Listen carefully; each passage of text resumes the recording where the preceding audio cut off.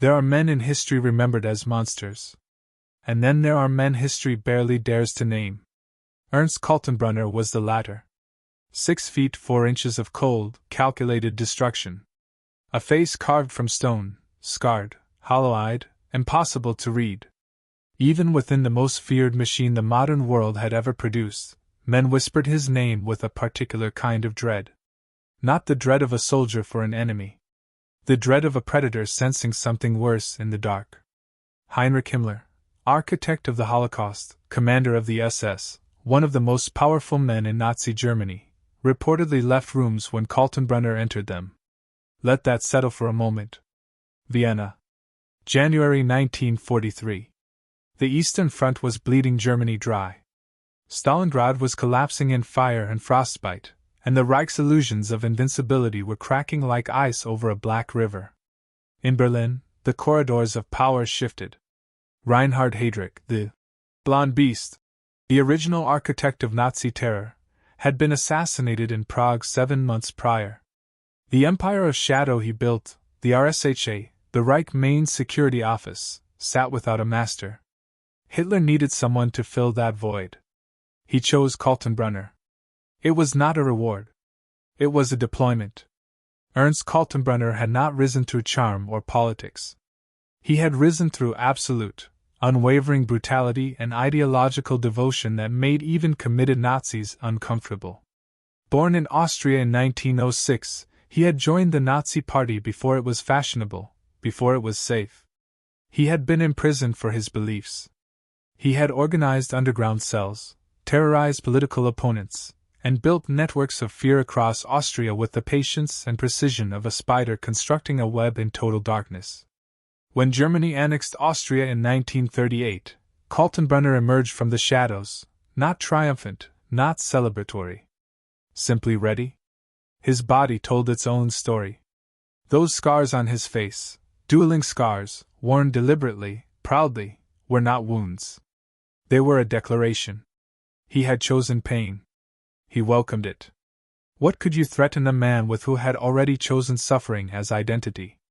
By the time he arrived in Berlin to assume command of the RSHA in January 1943, the Gestapo, the SD, the security apparatus of an entire empire answered to him. Himmler, who had built much of this machinery himself, found himself watching his own creation fall under Kaltenbrunner's grip, and for the first time, felt something he rarely felt. Uncertain. The RSHA under Kaltenbrunner became something different from what Heydrich had built. Heydrich had been surgical. Kaltenbrunner was comprehensive. He expanded the network of concentration camps. He accelerated deportations when the war was already clearly lost, when trains desperately needed for military supply were still being commandeered to carry human beings to their deaths. He did not slow down as Germany crumbled. He accelerated. Intelligence reports crossed his desk in the Wolf's Lair. Reports of resistance movements across occupied Europe. Reports of Allied advances. Reports of German officers losing faith. Each one met with the same response: tighten, crush, eliminate. In the final months of the war, while German cities burned under Allied bombing and Soviet artillery hammered the gates of Berlin itself, Kaltenbrunner sat in fortified offices and signed execution orders. Thousands of them. Political prisoners. Resistance fighters. Allied airmen.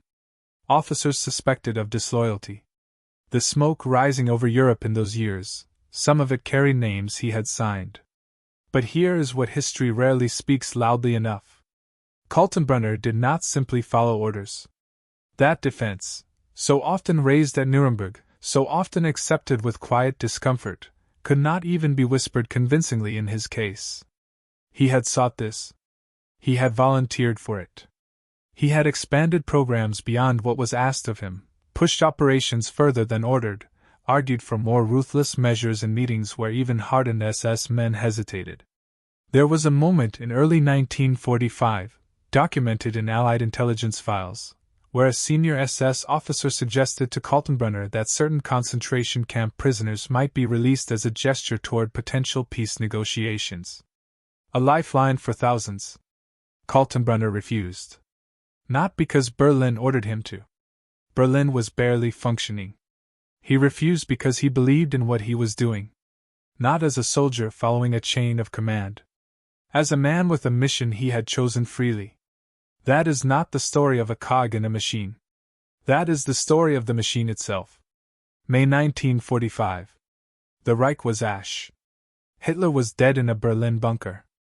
Himmler, that powerful, fearful man, had attempted to flee disguised as a common soldier, been captured, and bitten a cyanide capsule rather than face what was coming. Kaltenbrunner fled into the Austrian mountains. The Alps. The same country where he had begun. American soldiers found him on May 12, hiding in a remote mountain cabin near the Altosee salt mines. He was dressed as a physician. A doctor. The man who had signed thousands of death sentences was wearing a doctor's coat. When captured, he initially denied who he was. Ernst Kaltenbrunner, the man even Himmler feared, claimed to be someone else. It did not last long. Nuremberg.